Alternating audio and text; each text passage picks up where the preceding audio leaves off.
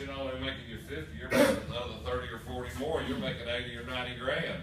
You are one happy camper because you have, are you taking a picture? I'm videoing, if that's okay. That's okay. You're a real happy camper because you're making a lot more than 50,000. Of course, now people see you driving your Mercedes and pulling your speedboat, and they want to know what business you're in. So they want to get into the same business you're in. DVDs, ice cream cones, gallons of milk, whatever. So going back to the determinants of supply, you have entry number one, another business comes into the industry. What does that do to the price? I'm shifting supply up. Remember graph number 4 of the 4-graph matrix? Here it is. Another firm just entered the business. A determinant of supply. All this stuff's going to start accumulating now. The price is now here.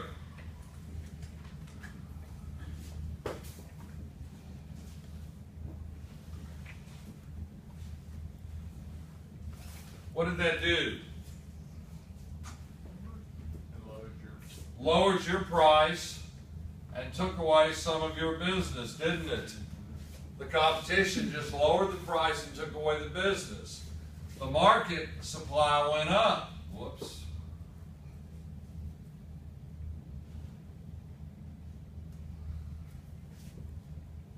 More firms in the industry, more market supply. Price went down, took away some of your profit. But my gosh, you're still making what? 50,000 plus? You're making 60 or 70. You're still above where you would be working for the man.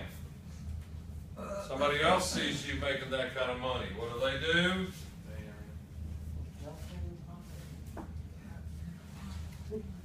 Entry number 2.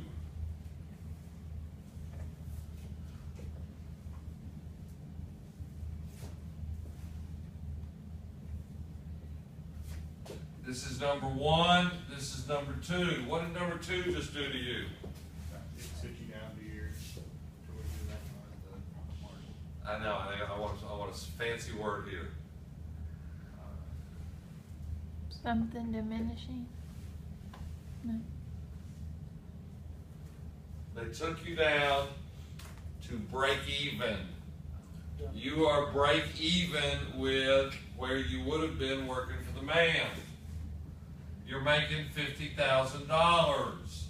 But again, some more of that competition lowered the price and took away some of your business, didn't it? It's going to the other people in the market. Competition's tough. Okay, now do you remember me telling you the average variable cost curve that I had you lightly tap in and say, don't forget this one, it will come back. Variable costs make up most of your total cost. Well, your variables, and I'm going to do it real light.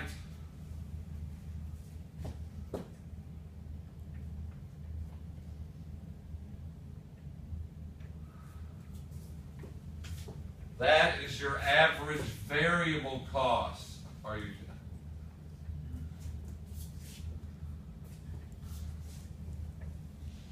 All right. You're still making 50 grand a year. This is pretty good business to be in. Some young buck comes out of college and says, oh, I'd be glad to work for 30 grand a year. Entry number 3.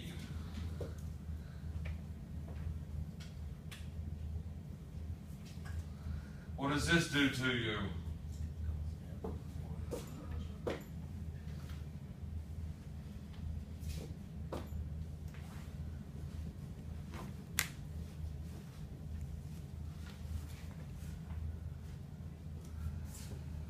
Oh boy. This took some more business away from you. This is where you've really got to cut back. This is where you loss minimize. What are you hoping for? got to cut back now. What do you want to happen in the market? Yeah, I want somebody else to go out of business besides me. You're holding on. You're not making break even. You're making 30 when you could be making 50 working for the man. You're going, come on, somebody else go out of business. Because if somebody else goes out of business, what happens to supply and price? Supply goes down, price goes back up, you're back to break even. But ladies and gentlemen, this is competition, which means it ain't your lucky day. Here comes entry number 4.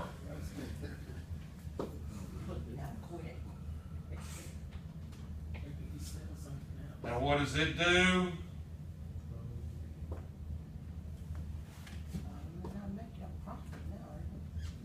You're not even paying your variable costs. Bingo, you're producing this little, and you're not even covering your variable cost. Would it be smart to sell something else? No? Okay. That's not the smart answer. What do you got to do? You can't even cover your costs. What are you going to have to do? Shut down.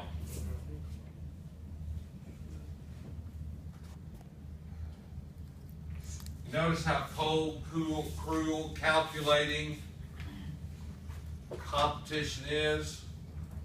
Yeah, these young people coming out of college, they don't need to make 50 grand. They can make 40, 30, 20. They're happy with it, and all of a sudden you're not.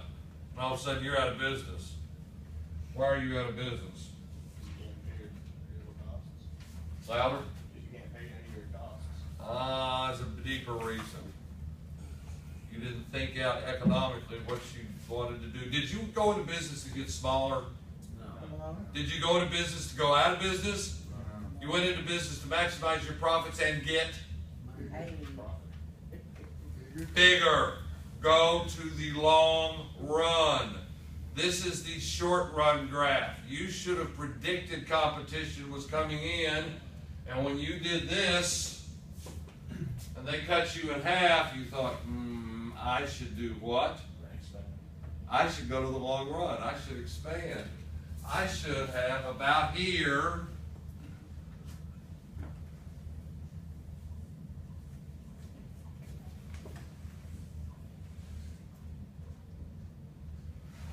I should have expanded. I should have cut my average total cost down.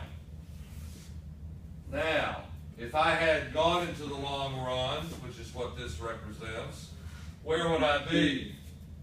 I would have a price still above my average total cost curve, but I'd still be making 60 grand a year instead of 30. You should have predicted it the minute competition came in, absorbed the higher cost, knocking out that wall, opening up a second place, buying new, faster equipment, something. You got to get to the long run first if you want to be the 800-pound gorilla.